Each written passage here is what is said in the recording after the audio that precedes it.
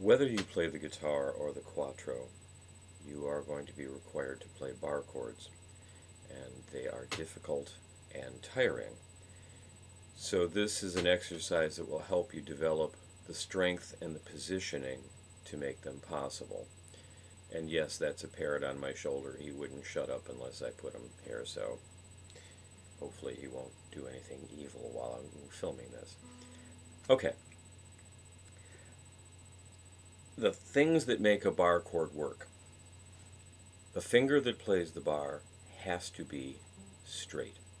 And that's straight from the fingertip all the way back to the knuckle. This, by the way, is your knuckle. This is a middle joint. This is a tip joint. So all the way back to the knuckle. This is going to leave gaps. One of the things you have to come to terms with is everyone's finger is a different shape. Everyone's finger is a different length. Everyone's finger is torqued differently. Some people's fingers are absolutely straight. Some people's fingers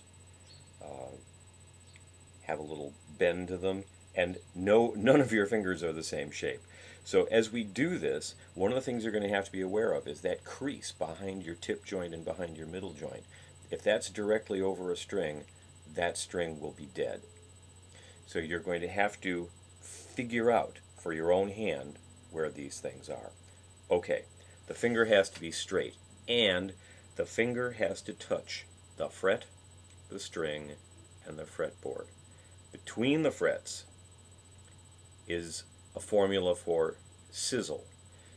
You'll get this kind of sound, and when you produce that sound, you do the worst possible thing. And when I say you, I mean everyone. You squeeze harder, and nothing will kill bar chords faster than just using tons and tons of physical power to try to execute them. So you want that finger right there where fret meets string meets fretboard. And then your thumb. You can see where my thumb is. It is behind, the tip of my thumb is behind the third string, and my thumb is ahead, farther up the neck towards the body of my finger. It is not back here.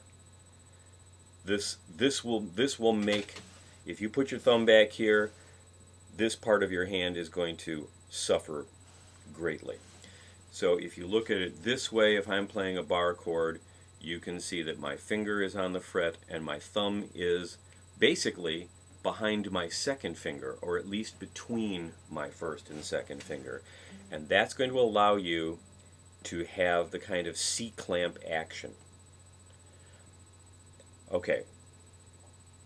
The other thing we have to learn in bars, if you, and bar chords, not bars, that's something different. You have to be able to relax the pressure. No one can hold bar chords forever without their hand just simply being exhausted. So, we have to get the pressure lessened, and this exercise will help. One last detail. The back of my hand, this row of knuckles, always needs to be higher than the fretboard.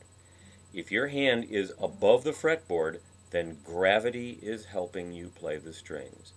If your hand gets down here, the only thing that's playing the strings is power, and then you're going to have a knot right there. If you get your hand down here and start squeezing, your wrist is going to collapse backwards, and it's all going to end up in this muscle right here, and it's going to feel awful.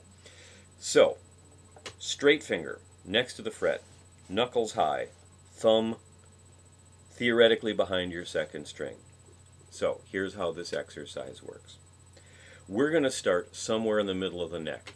Guitar players and quattro players, the 7th fret is a good choice.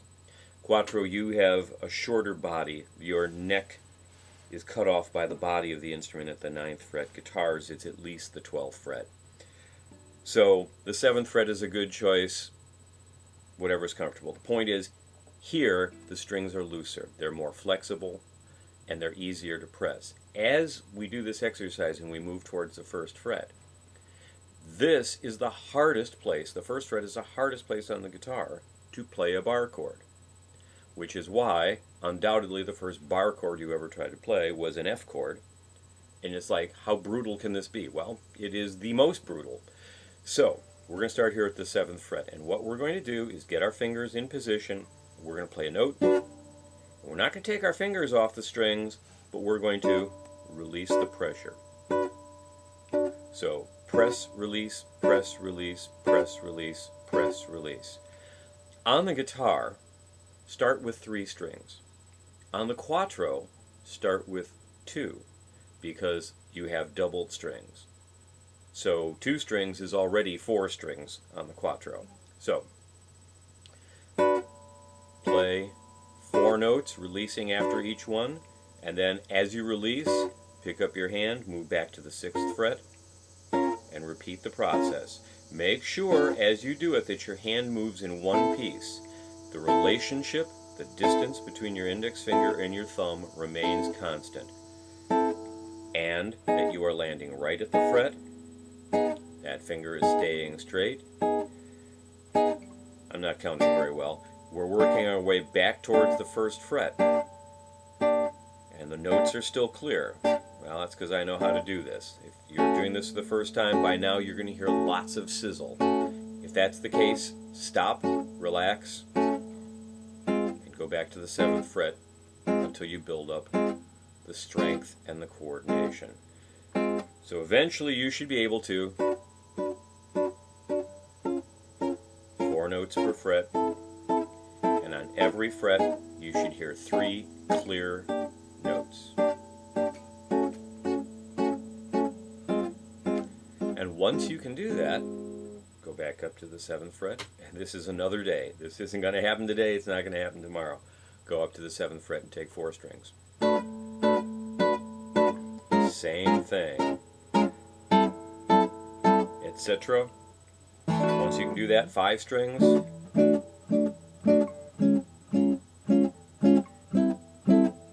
and eventually 6. You should hear 6 clear notes all the way down the fretboard.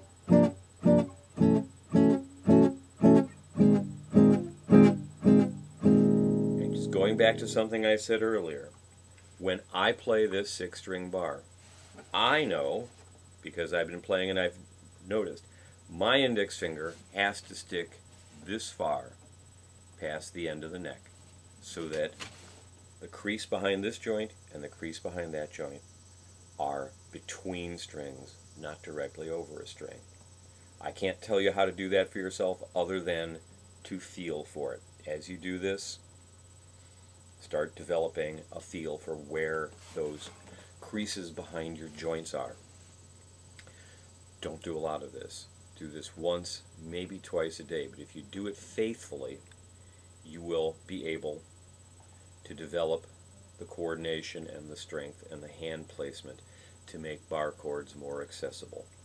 They are convenient, they are an absolute necessary part of our repertoire of left-hand tricks, but they are difficult, and they do require more energy.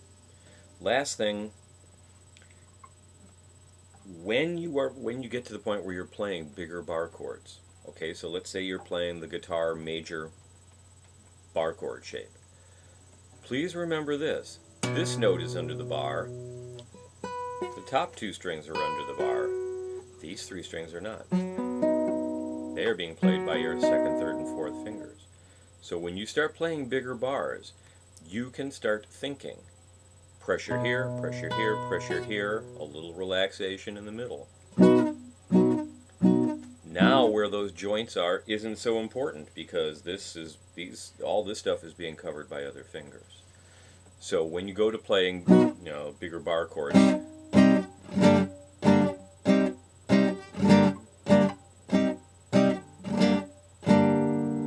places where these fingers are covering the strings do not need to be played or have pressure applied with the bar.